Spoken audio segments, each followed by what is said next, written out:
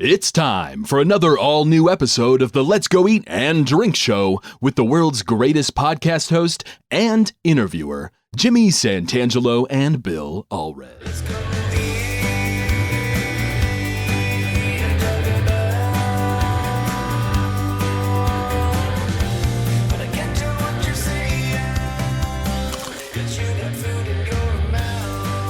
Is Jimmy a great host? Is Bill a great interviewer? Maybe one of them is great at both of those things and the other one is dead weight. It's up to you, dear listener, to decide which is which, although I have my opinions. I'm your announcer, Zach Caton, and I don't need you to decide anything about me. I know what I bring to the table. And speaking of bringing things to the table, join us now for food, drink, and conversation with one of the greatest chefs and restaurateurs here in the Great Salt Lake City, Ali Sabbah, the longtime chef and owner of Mazza. I have to say, see how professional we are. Oh, that's okay. Get really close to the microphone, Ali, if you would, because this is how it begins informally. Do you need to adjust something somewhere somehow? You feel weird about it? Is that too loud on you? You want to put them over your head? It's probably easy. They feel tight. Yeah, you can extract. We're working with headphones here.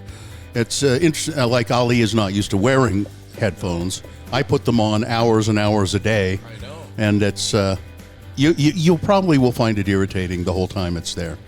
You don't have to use them if you don't want to. I'd rather not. Just put them down then. And all we need to do. It's not going to change anything for you. No, the reason sometimes that I use them because I'm deaf after years of doing radio. Yes. But what you need to know is you have to see how close I am to the microphone. Okay. That's how you have to be, and that's the mic. What we need to do is maybe push it closer to us this way. Oh, there you go. What do you think? Sure. All right. All right. So now we're adjusting not headphones but tables. Yeah. Okay. Now we're set here. Okay. We're going to talk to Ali Sabbah at Mazza, but first let me say thank you to all of you folks out there who are listening, subscribing, and keep it up. If you don't keep it up, we'll stop doing this. And if we stop doing this, we won't have delicious food like this on occasion. We're going to talk to Ali. You just turned my headphones way down, Dawson. Would you quit dinking around? What are you doing? I'm going for Jimmy's headphones.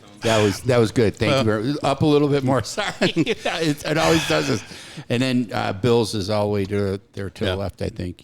And interestingly enough, Ali, this is all going to be part of what people hear, because we have no secrets. That's actually one of the charms of these things. Thank you. Yeah. You know, nothing is, over scripted. Yeah. No, nothing is scripted. Keep close to the microphone, though. Oh, yeah. There you go. Right. And you can bend it down if you need to a little bit. Like that, yeah. Like this? There you go. All right. So we're sitting here at Mazza, 15th South and 15th East. What's the exact address in Mazza? It's 1515 South and 1500 East. Yeah, it's perfect.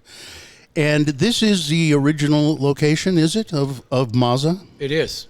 It is. We opened in March of 2000, so next March, March 6th to be precise, we'll be celebrating 25 years. Oh my gosh, 25 years. Oh yeah. And then you started here, and was it wildly successful immediately? No, it took a while. I mean, it's the cuisine was known to some people. The area was different. The vibe was different in the area. Mm-hmm. There was, I don't know if you remember, Fresco? Right. Fresco next door, yep. Jimmy used to work at Fresco. You did? Mm-hmm. Yeah. And there was the bagel shop. Mm-hmm. The rest of the places were all different businesses. It took a while to, after we opened, I think less than a year later, the Paris opened, so it became more of a destination for dining. So in the beginning, it was a place that people either were excited about because they wanted Middle Eastern food, or they just were curious about, so they came in. There wasn't really a lot of Middle Eastern food available in Salt Lake. There was, I think my parents years ago used to come down to Salt Lake from Ogden, where I lived, and go to Cedars of Lebanon. Cedars of Lebanon. It's been around. Well, it's no longer Yeah, there, it's- but it had been around even back in the early '80s when I first came. It was the only place then. There were other. There was a lady that I've heard of, a Lebanese lady. Her name is Sadie, and she used to have a place somewhere, I think on State Street, maybe 33rd or whatever. I don't remember. Somebody was telling me about her, and that was the place where people got Where did you? Lebanese fix. Where did you, Ali Sabbah? I'm saying that correctly. Aren't I? Yeah. You came here from where? Okay, so I was born and raised mostly in Lebanon. We lived we lived between Lebanon and the Ivory Coast, which is in West Africa. After high school, the civil war was raging, so we actually in Lebanon. So I left, and I hadn't made any plans to go to college, and so I went back to West Africa, and I was working. And I worked for 4 years. Then I decided I didn't see a future for me there. So I decided to come back to college and enroll. And In Utah. I had a friend of mine who was actually going to Utah State. We grew up almost together. We went to the same schools throughout our lives, and he was attending Utah State, and I asked him to bring me an application next time he came around. He did, and I filled it out, and I was accepted, and I came. I honestly did not. It was the first time I hear the name of Utah. Yeah. And I didn't know. I've heard in movies and westerns you hear about Salt Lake City, but didn't have any idea what it was like. I imagine, couldn't be any different from New York or California. What year was it? What year was this? So I was in for quite a shock. What year was that? In 1982. 82. Yeah. And you came by yourself? Oh yeah. Yeah. And you spoke English already? Very badly. Gracias, María. Se puede poner aquí. Oh my God. Una cuchara para esos y cucharitas chiquitas para las otras cosas, por favor. That's not Lebanese. No, it's Chinese. That's Spanish. Well, the people who speak Spanish think it's Chinese. So. Well, you do it better. You do it better than I do. So you come here to go to school, and you just never left after that. No, the circumstances were the civil war was raging in Lebanon and throughout the 80s, and I met my wife, my now wife, and we got married and we stayed. And is she a native of Utah? No, she is actually like me from somewhere else. So she graduated from Utah State. She's an electrical engineer, and I finished my degree, gracias, at the University of Utah. So I'm a Ute and she's an Aggie. What did you get your degree in? Economics. Economics. A very useful degree. Yes. It's like social work, but you can't get a job. So Hell of a spreadsheet, though, you can make. Yeah. Back then, there were no spreadsheets. That's right. Lotus 1, 2, 3, barely. what led you to restaurant business? It was something that sort of kind of blossomed out of. When I first came, I was used to having my Lebanese food fix, living in Lebanon and in Africa. And when I came here, there was nothing. Obviously, we were students, we were poor.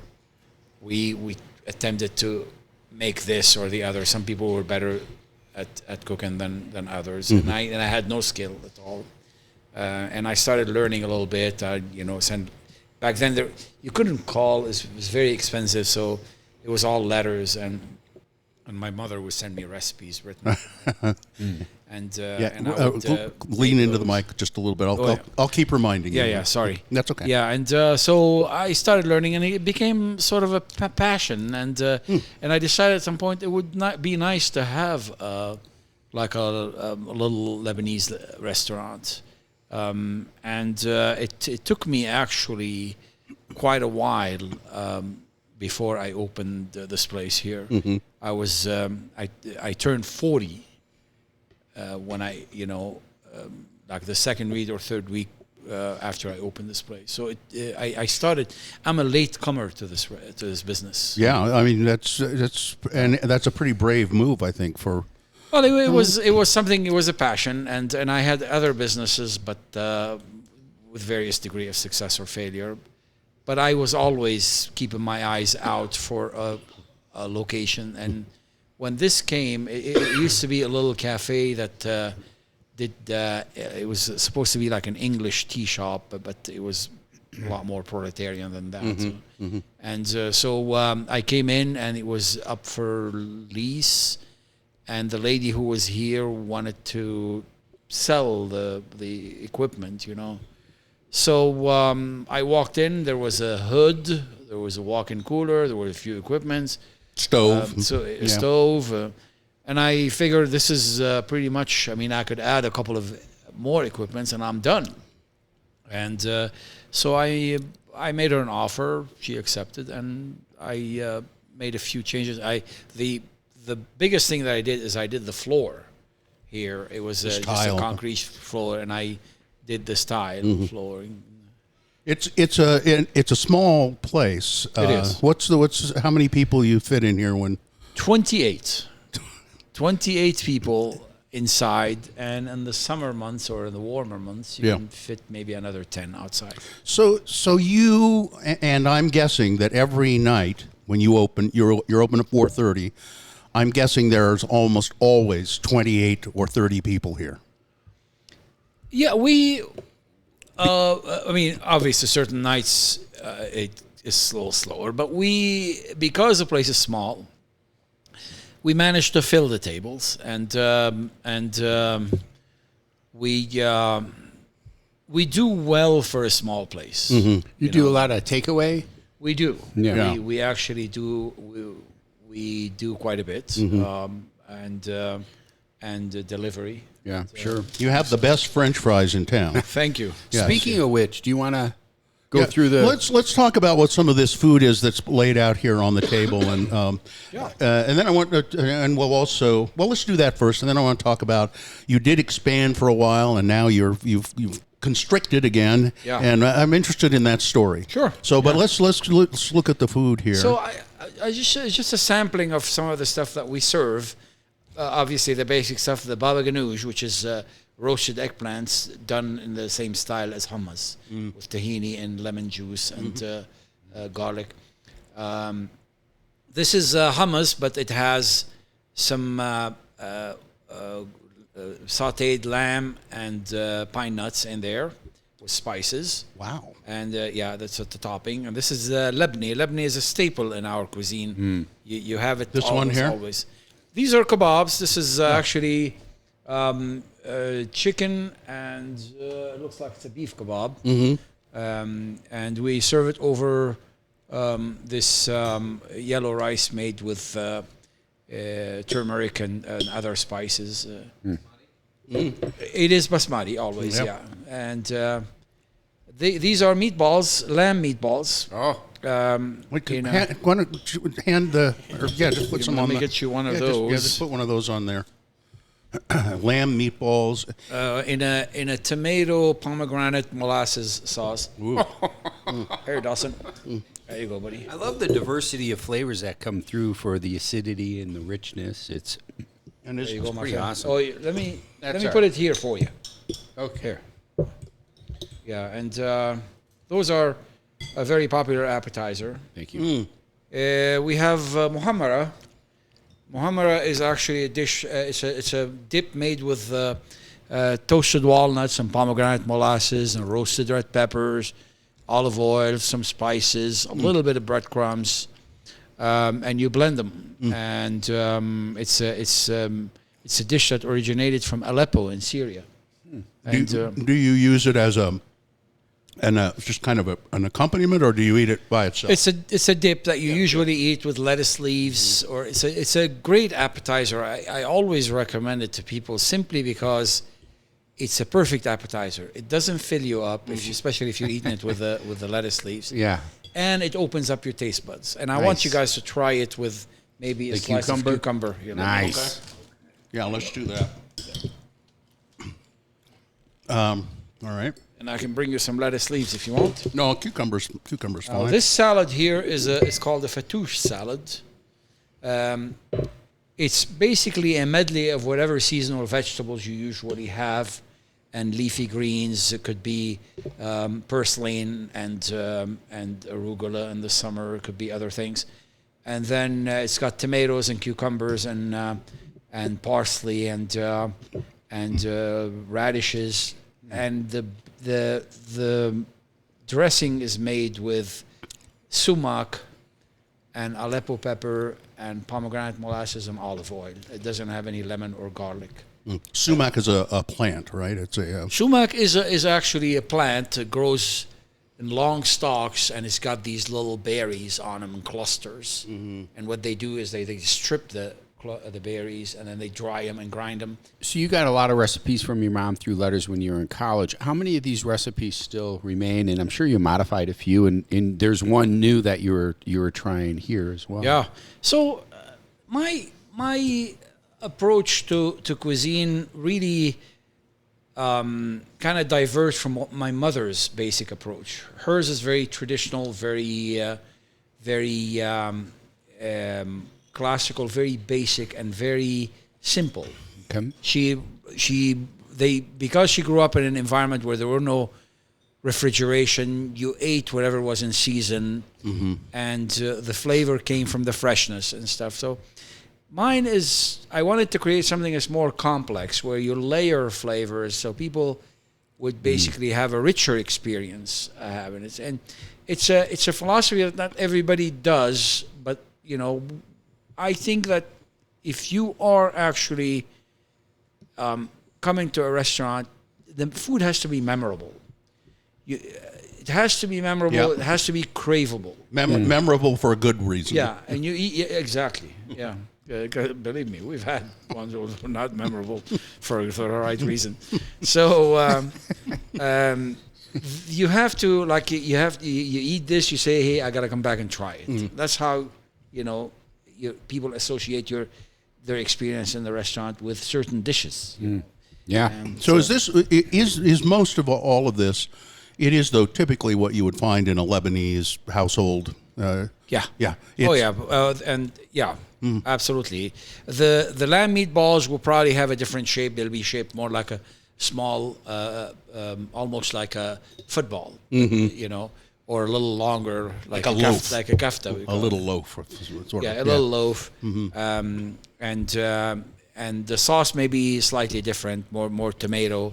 But yeah, I mean, these are things. Always pita with. Always pita. Rice is big, but definitely pita is something that people. French fries. Yeah. Now that's not typically Lebanese, is it? No, but the French colonized Lebanon, and so the Lebanese got their French fries from the French. The French got it from the Belgians, but they don't admit to it. Yeah. And then it is actually, I don't know about now, but back in growing up, every restaurant, fried their own fries. You cut them fresh, you fry them twice.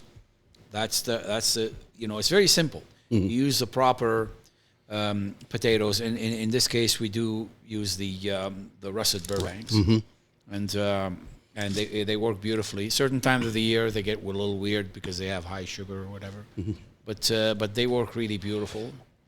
So you started out here in this small restaurant, 38 people, 40 people on a summer night maybe. Yeah. And then you decided to. How long were you here before you decided to expand? Well, I mean, it's 5 years into being here, I started looking, and the 99th location came around. So I jumped on it. I was a little too enthusiastic. I think I paid a little too much money for the the stuff inside. But It was beautifully appointed inside. Yeah, Looked great. Yeah, we did. I mean, it was a space that was beautiful. Big. It was big, and it was definitely a more central location with a lot more traffic, so people got to see it. So we were there. We opened again in March of 2007. So we were 7 years here before we opened the second one. Obviously, I kept this one open, and we had 2 places. And it was a success. It was. It was. Anytime I was there, it was hopping. I know. I It was remember hopping. you used to come with the family. Yeah, So- they were very close to our house, and we would come all the time. yeah. Kids, let's go get those French fries. And Yeah, no, yeah. It became a place where a lot of families came, and it was amazing. I really tried to stay there. I mean, I tried really hard. I tried to buy into the building because it's a big building, and I couldn't afford the whole building. And I tried with the original owner, and then with the subsequent other owners, and I failed. They wanted to lease it, and they wanted to lease it for a little too much money. I knew I couldn't afford what they were asking for. that kind of a monthly payment. Yeah, I mean, it's just like, might as well just be working for them for free. Yeah. You know. And so I went and opened the one in Sandy. I found a building. It was a big building on a big lot, and I bought the building. I was hoping that the kitchen would be usable. Turned out that nothing in there worked, not the mechanicals, nothing. So we had to basically gut the whole building completely and do everything. Even some structural shoring and things, and from floor to ceiling. It ends up everything. being way more expensive than you thought it would. A lot more expensive. And I actually wanted it to be nice, so I really went out of my way to actually find, flooring from Morocco, stone from Egypt. It was beautiful. All of the details, the custom made bar and all that, and it was beautiful. But unfortunately, we opened it in September of 2019, so 6 months before COVID hit. Yeah. And we had to close it March 2 days before my 60th birthday. Jeez. Yeah. You want to hear something funny? Yeah. My birthday is on the 18th of March. Okay. And so it was 2 days after we closed, and the whole world is closed. And I wake up and open my eyes, and I say to myself, look at me, I'm turning 60, and I have 2 restaurants that are closed. I have no idea whether we're going to be able to reopen anything. And actually 3 restaurants, because, you had to close for a while, all the... and I don't know if things can get any worse. And sure enough, as soon as I said that, I heard the rumbling, and we had the earthquake. Literally, as if by cue. Oh my gosh. God is out to get me. So remind me, yes, things can get worse.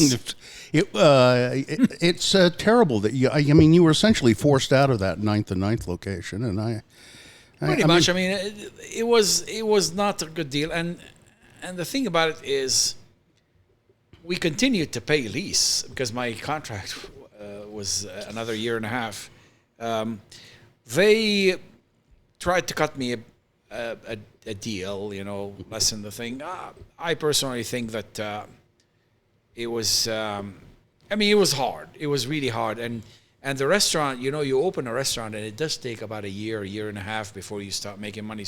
So on top of all of the things that we had invested and the loans and the thing, COVID hit, and then you were 6 months into it. You were still losing money. Yeah. So it couldn't have come at a worse timing. But we're here. So you regrouped. You regrouped and decided. I decided this is going to be it. I remember we tried to reopen the other place, The Sandy In place? Sandy. the Sandy place, and it wasn't doing enough to cover its costs. So we're again bleeding. Yeah, not doing the numbers. It's hard. That's a tough area Yeah. too. Yeah, it is. Like I remember 2 days or 3 days before, the COVID forced everyone to close. I was telling my wife, I came back from work and it was a long day.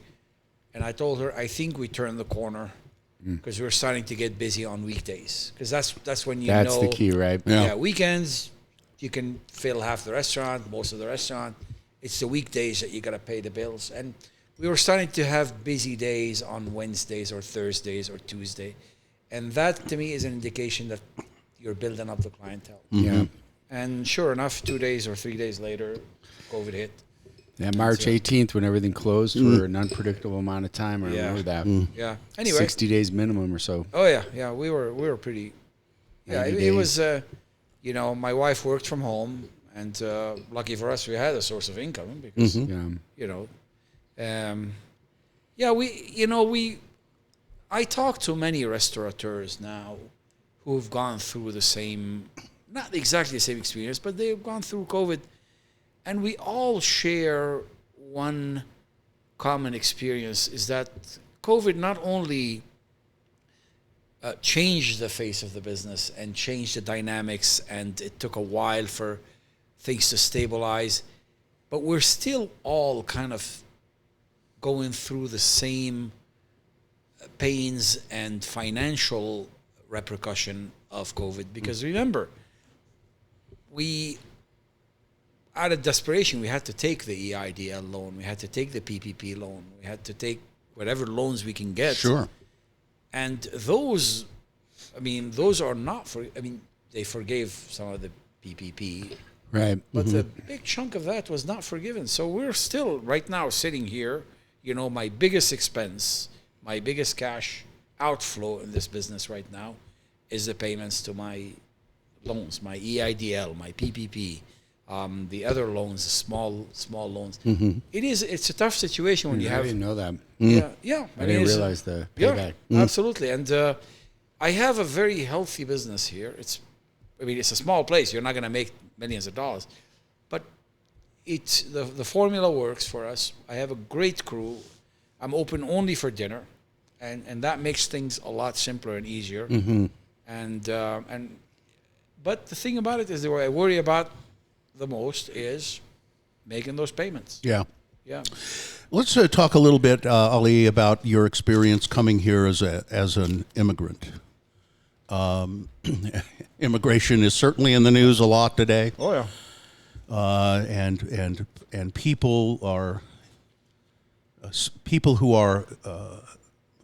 who are not Americans who are here are scared and they're nervous and Yeah. Those are illegal. yeah. Even the people who are here legally are worried and nervous and Oh, yeah. and scared, and they're afraid to go walking, go out on the street because somebody's going to say, "You're not legal, are you?" Because you look different. Right, yeah.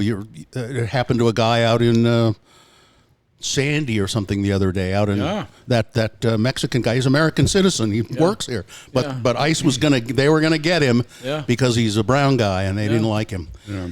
But so, what was it like coming to America as an immigrant for you?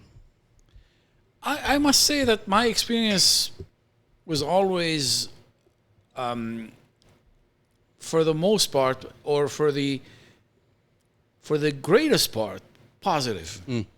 I was fortunate enough to be in environments where, whether it's my places of residence or my work, or where I was not really subject to harassment. I've seen harassment. I've seen people being harassed for being different, and being in the wrong place. But I've always have been very fortunate to be surrounded by people, residents of whatever neighborhood, whatever place of business I was, who were kind and nice and welcoming and understanding and supportive. I always tell the story about the September 11th. You were out here. Happened. I was here. I had been open a year and a half. 2001, yeah, it was a year and a half. And I was dropping my kids off at school, and I turned the radio on. It was all about what's happening there. And I really got scared for them and worried about what's going to happen to my business and our future. And I came here that day we closed. I called and I told my staff, I think we should close. It would be, if anything, at least the sensitive thing to do, sensible thing to do. Sure.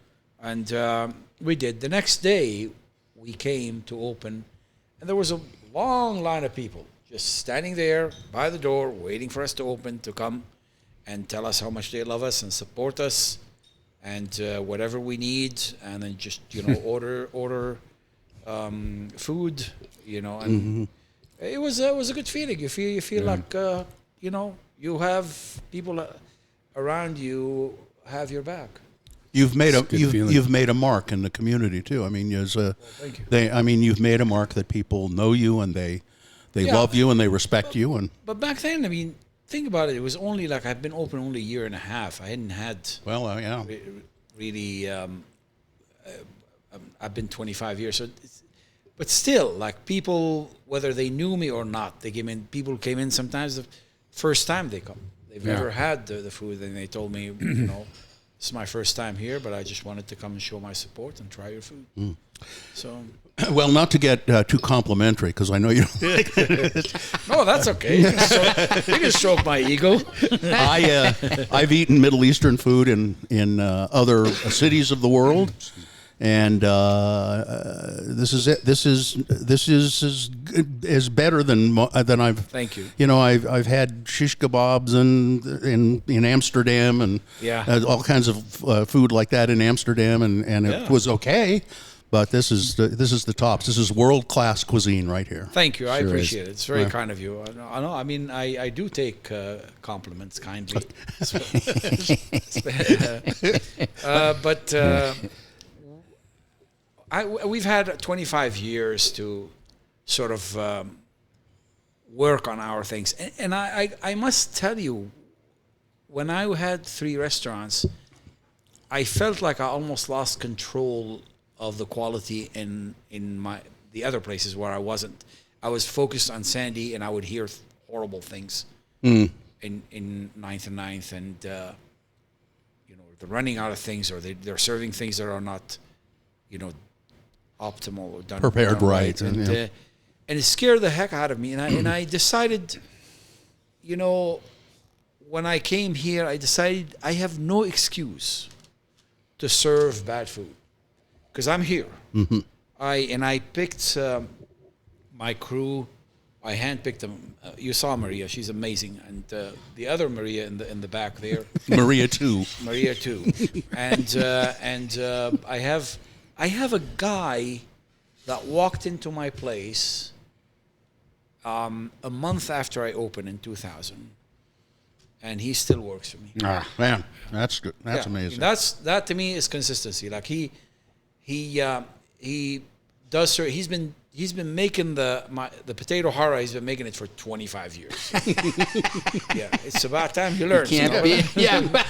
So maybe we get off the prep line. And and then I have the woman who rolls the grape leaves and makes the hummus and the baba ganoush. You instruct them and you watch them and you correct them, and after that, they would do it better than you can.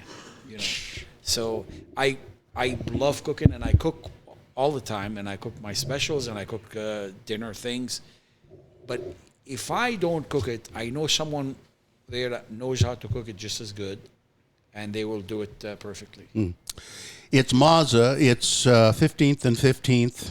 It's if you haven't tried it, I don't know. You've just got to try it. I'll try the salad in a minute. That looks great. That looks awesome.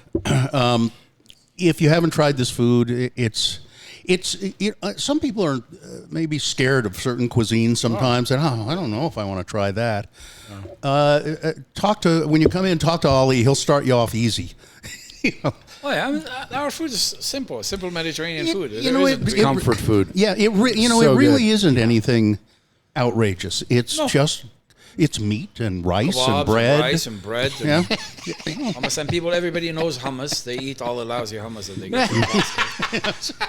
You might as well try. I love the garlic in that. It really comes through nice. My wife made some hummus the other day. It came out very well. Yeah, absolutely. Delicious. And the nice thing about making your own hummus is you can, like my wife likes her hummus with extra garlic and less lemon juice. Some people like it very lemony. Mm.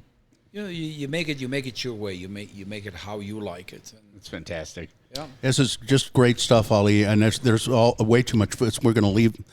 you're gonna have boxes. We'll put it in boxes. And Yeah, take absolutely. Can I ask one last question before we move on? Yeah. A question. So you've been here to see the entire landscape of the restaurant scene in Salt Lake grow, and it's moved up and it's moved down. Some genres have been more popular than others. More food trucks more popular than others, and that's really exploded. Any? And do you feel it's going in a certain direction, or maybe a reflection on where it Or is getting today? better or worse or Oh no, definitely getting better. At least the selection is getting better. And there are some excellent restaurants that are representative of different cuisine. If you want Thai, there are some great Thai places. If you want Vietnamese, there are some lousy ones, but there are a lot of excellent ones. Right? I mean, it's true. I mean, that's how it is. You have. got to experiment. Yeah, and so you can find you have choices. You're not stuck with one single, say, Chinese restaurant in town where you go there or you don't go anywhere. There's a new Chinese restaurant that just opened called Beijing. You guys tried it? Where is it? It's in Sugar House on 21st South. Beijing. Okay. It's called Beijing. Beijing, really good. I went to this is an amazing place, this hot pot place. Oh yeah. Out in, I don't know, West Valley somewhere with all this neon signs and. Are you talking about the place in Chinatown? The Chinatown? No, shopping not that one. Was it by Okay. Guitar Center? It's where? Was it by Guitar Center? In a plaza? I don't. Yeah. It's in a plaza. Okay. And you go in and it's huge. Wow. And they have like 700 different things you can order. Yeah. And sushi. Yeah. And 700 different things you can just browse and. Yeah. There's one actually in the Chinatown shopping Right, center, which I like. I've looked into that one. Yeah. I've looked in It's through the actually window. Really good. Is it? Beautifully done, clean. The service is amazing. The food is great. The broth that they bring you is really great. You have that. You didn't have that 25 years No. ago. You had just a few places, and most of them were actually done to please certain palates. The American palate. Yeah. It was, Yeah, and too much sugar, too little spice in the food. It's it is amazing. I mean, I had hot pot probably 25 years ago when I was in Hawaii. Yeah. And I had hot pot, and then I never had it again until I went to that place. So to answer your question, generally speaking, we have some excellent restaurants. We have some excellent chefs and professionals who are doing an amazing job here in Utah. And actually, I look at the list of the people who were nominated for the James Beard this year. As you have been nominated. As you had been. Not this year. Not this year, but you have been nominated. Yeah, twice. Yeah, and I'm very grateful for the opportunity. I'm sad I didn't win, but I guess it was all fair. So, but I look at the people who who are there, and I think, and I'm keeping my fingers crossed that one of them will win. And Yeah. for Utah. Yeah, 'cause to we haven't represent had Utah because we haven't. Yeah. Yeah, Yeah. It's like a And- regional. Yeah, and we're growing, we're becoming more sophisticated. Utah's always been behind the curve when it comes to eating habits, simply because of the demographics and the culture. But even that is changing. The new generation of people who grew up eating, bland food or whatever, are venturing. They're becoming more adventurous. But and it's going in the right direction, and I'm very happy with all the progress and very excited about future projects. I am too. Yeah. And I'd like to raise a glass to that. Thank you. And your restaurant. Thank you. And this is a delicious beer that what is this beer I'm having? It's an Armenian beer called Kotaik. Very good. We have that, and we actually normally have the Lebanese beer, the Mazza, which is a perennial favorite for so many people. Here's a dumb question. What does Mazza mean? Mazza is basically the same word like meze in Turkey or mezedaki in Greece. Oh, no, I know Mezzadaki. Yeah, it's just basically a spread, just like what you're doing here. You're sharing. It's a very typical Mediterranean style of eating where you don't have your own plate and you eat. I remember when I was little, my uncle was telling me we were watching TV. I don't know if they overdid those beef, but we'll find out. So, and he said, in these official banquets, you don't share. You just get your own thing. And I thought, what?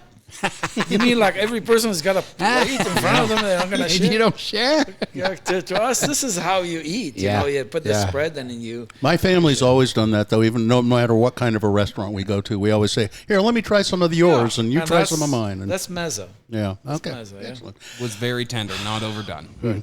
This is excellent, Ali Sabbah at Mazza. Jimmy's going to do a little splash of news here, and then we'll wrap up the show. What is this weird ragu thing? Oh, yeah, is that what you're going to do? Yeah, sure. Ragu turns up the heat. So, ragu's pre-made spaghetti sauce, the bottled sauce. So there was an article in a recent magazine. Italian sauce brand Ragu is tapping into a sizzling interest in spicy foods. The 88-year-old offering is partnering with YouTube series Hot One to bring a new level of heat to the pasta sauce aside.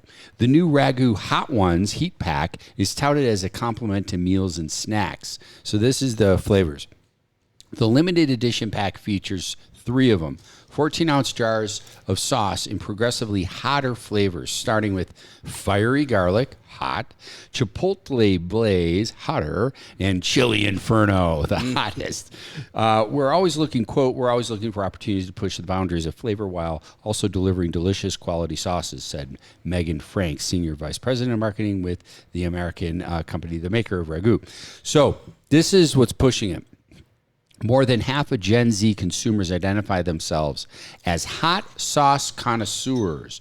It also found that 62% of consumers surveyed indicate that they are more likely to buy a food or beverage item if it is advertised as spicy. It's a big reason why food and even beverage products are leaning into that space. And that's your splash of news. All right, thank you. That's going to wrap it up, I think. Ali Sabbah at Mazza. Remember, no, you don't take reservations, do you? We do. Oh, you do take reservations? Yeah. Okay. Just call. If nobody answers, leave the message with all the information. I will call you back. Mazza, Mazza, 15th and 15th. They do take reservations. Also, takeout is a very good thing to do. And you can order through, I think, let's see, Grubhub and DoorDash. Okay. Yeah. It's a pleasure. I haven't talked to you for a while. It's a pleasure. It's good to see you. Good to see you. Great to have some food, and thanks for being with us. Thank you. Appreciate it. That's about it, ladies and gentlemen. We will wrap this up. If you have any questions, comments, or if you want to yell at us, you can go to the Let's Go Eat Show at gmail.com. What? No, just, I thought you were. Oh, you're drinking. So you're going to finish off that wine, aren't I'm you? just cheersing to. All right, that's it. We'll see you again next time. And remember, if you're pouring the drinks, always make mine a double. That's right. Thanks for joining us for another episode of the Let's Go Eat and Drink Show with Jimmy Santangelo and Bill Allred. Comments, questions, or angry complaints to the management should be directed to the Let's Go Eat Show at gmail.com.